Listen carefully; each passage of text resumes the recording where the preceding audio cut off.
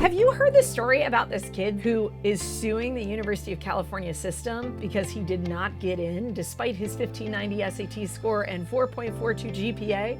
A Palo Alto teen named Stanley Zhong was rejected by 16 out of 18 colleges that he applied to, including 5 University of California campuses, which include UC Berkeley, UC Davis, UCLA, UC San Diego, and UC Santa Barbara. Why does this happen? How could this happen? Racism! Stanley is crying. He's suing. But is it racism? I have 5 other things that probably are at stake. I'm Brooke. Hi. I work with students trying to get into top 20 colleges. That's my wheelhouse. Probably 80 or 90% of the students I work with are that. If you're not in that cluster, that's okay. I'll work with you too. But that tends to be the bees I attract. And I will say, I don't think I've ever had a student I work with who has the stats that Stanley has, the story that Stanley has, a good enough story, not get into many of the schools that are on his list. Generally, my students get into great places and they put their best selves on paper and we see results and good things happen. And that's why I think there's some other factors at play that aren't just race. So in this video, what I'm gonna do is I'm gonna go through 5 reasons besides discrimination, as well as discrimination, that Stanley may have been rejected or other students like him who have amazing stats and just don't get in. Why does this happen? How does this happen? And what can you do to not be the next Stanley Zhong? If you haven't yet, one thing you can do is check out, because you do need the baseline scores and academic rigor that Stanley probably had. We have a course for the SAT, the digital SAT, that's awesome. It's online, the best SAT prep course ever. You can find it at SupertutorTV.com. It's basically a full curriculum and material of really awesomely crafted questions that are like the SAT. You can import your Blue Book results to customize your study plan so that you're studying what you need, not what you don't. And we've had students score up to a perfect score on the exam using our self-paced course.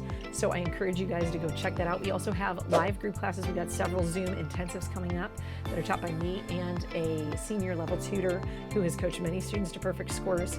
You can check those out at SupertutorTV.com/intensive. And I'm teaching super seminars before each of the next several SATs. SupertutorTV.com/super seminar. Check it out. Those are 2-hour classes for people who are like, Brooke, I would not take a class. I only need a little tiny bump. I'm doing really well on this test, but I want to achieve more, and I'm a super awesome self-studier. Those are the workshops for you. You should go check it out. So number one, the number one reason that I think students get rejected is not race. It's that their essays suck. Over the years, I've had several students come to me that have been completely rejected by every college they ever wanted to go to. And second round, they realize, you know what? Maybe I need some help. Maybe I need a professional to come in and try to help me straighten this out. I had a girl last year, I think she applied to 16 schools. She got, or 15. She got rejected by all of them. And I read her essays, and she's read her essays. And I'm gonna be honest, they weren't that great. They were pretty bottom of the pile. And when you've got 10%, 20%, 5% admit rates, and when you have programs that are really competitive, which we'll get into that part and that piece as well, you know, bad essays aren't going to cut it, you guys. It is not enough just to have the GPA and the test score. Your essays have to be awesome, and they can't sound like they were written by ChatGPT. Some ways that essays can suck. 1, students just mail it in. They just answer the question, and they're not revealing who they are. 2, they sometimes do them the night before. I even have a student I'm working with right now, and some of his applications, which he thought were less competitive schools, he did those applications without me because he didn't have time to go over them. And one of the problems was that he wrote them the night before. And when you write things the night before, your writing's not as good. It's just not. It's not polished. There's mistakes. It's bumpy. And it looks like you wrote it the night before. And you know what? If it looks like you wrote your application the night before, admissions officers might shrug and say, well, this other kid's was more polished. I'm going to go with that kid.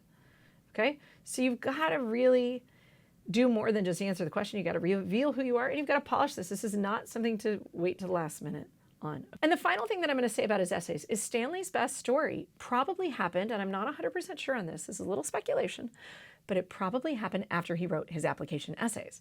It says in all these articles on him that when he was 18, before graduating high school, he got a job at Google at a PhD level. Whoa, wow factor. Hello. Hi, Stanford. How you doing? Level. Wow, right? But here's the problem. when he turned 18. When did he turn 18? Did he turn 18 before the December 1st deadline for UCs? I'm not sure if he did. He may have gotten that job in what? January, February, March, April, May, before graduation? I don't know. And when he got that job, here's what he probably didn't do. And this is why people come to me, because I'm going to give you guys the information, whether you're paying me or not. You can also just watch my YouTube channel. You can subscribe right now. If something fabulous and amazing happens to you, immediately you send an email to every admission office where you applied and you brag about it. It is never too late. This is total wow factor material. He needs to tell colleges about it, and he probably didn't. So if he were my student, I would have had him send an update letter, which is basically an email to admissions offices. 2, I would have had him write a letter of continuing interest that put this information in it. 3, if he were waitlisted at any of these UC campuses, I would have had him write a waitlist letter where he explained the story. And 4, at UCs, even if you're rejected and not waitlisted, you can write an appeal. And this is the kind of information that I would say to him, you know what, you're a strong enough student, you should write an appeal. And I would have had him write an appeal letter. And I have seen decisions reversed at both UC Berkeley and UCLA with students that I know. It happens. It could happen to you. So don't give up. So Stanley should have written an appeal. It would have been a lot cheaper than a lawyer. I'm probably cheaper than a lawsuit. I'm guessing would have been a cheaper route to go. Saved a little bit of pain. Number 2, the second reason that I see people getting rejected is that whatever they represent, they're overrepresented. Now, obviously, race is one factor in there, but I'm gonna pivot this and say Stanley was computer science guy. Computer science is probably the most competitive major that I see students applying into. Though I don't have the admit rates at UCLA and UC Berkeley for computer science for freshman admission, I do have the rates for transfer admission, and they're both 5%, you guys. And this is when transfer admission rates, you guys, are usually higher than freshman admission rates. That means the freshman admission rates to those programs could be even lower. Maybe it's 2%, maybe it's 3%, I'm not sure, but it is Stanford, Harvard, Princeton, Yale level low. So take that with a grain of salt. Even to get into places like University of Wisconsin or University of Illinois, you gotta have some good essay if you wanna get into computer science. Many schools have too many computer science majors, too many engineers, too many econ majors, too many pre-med kids, okay? And if your story sounds the same as all those other kids and you wanna do the same things as all these other people, your chances of admissions just shrink. Even if you're amazing. And there's gonna be too many amazing kids that wanna do those things. And it's not race, it's your major, okay?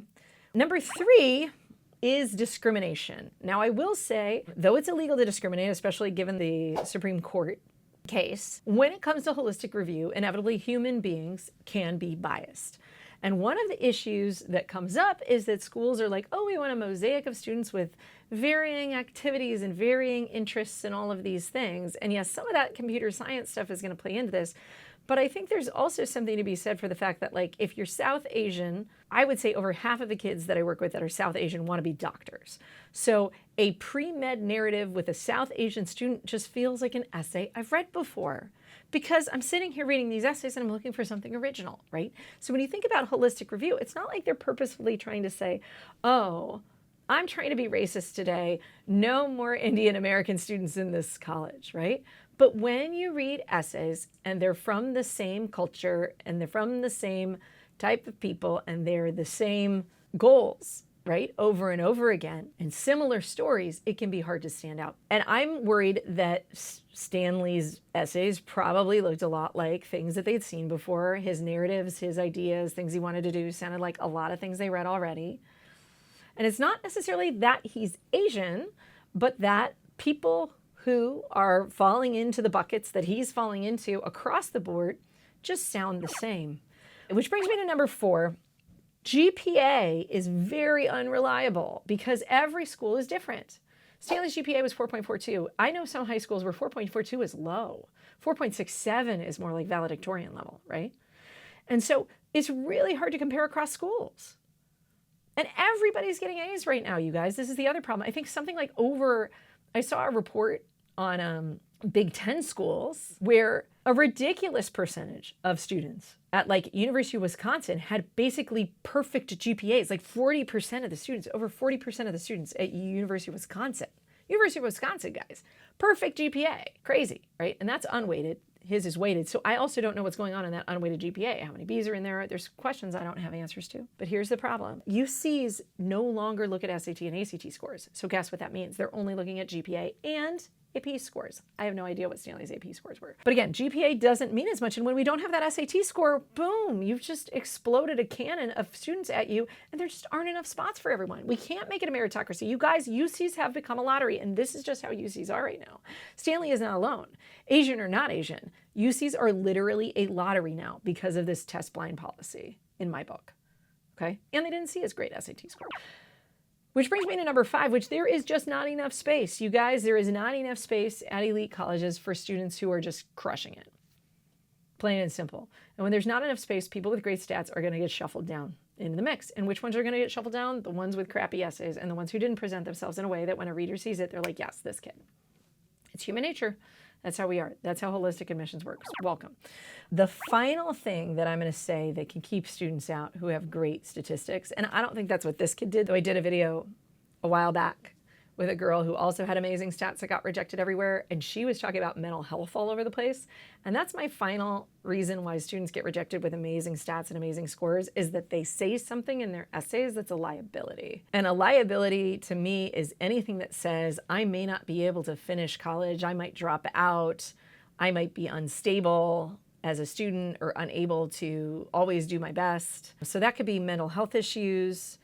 It also could be saying things that are offensive, right, or overly political. If you say something insulting or stupid, if you talk about how you're going to be very aggressive in fighting for rights in some way, right? You're going to protest and throw Molotov cocktails, like violence. Anything stupid that you might say that might read poorly, that's another reason. I once had a student make a comment that sounded racist in her essay, and she backtracked. She actually got into UCLA after she backtracked on the comment. But my point is, you say something that's a liability in your essay. So again, it comes back to the essays. There's my take. I hope you guys enjoyed this video. So please give it a thumbs up. If you are looking for support in your college application process, hey, I'm Brooke. Nice to meet you.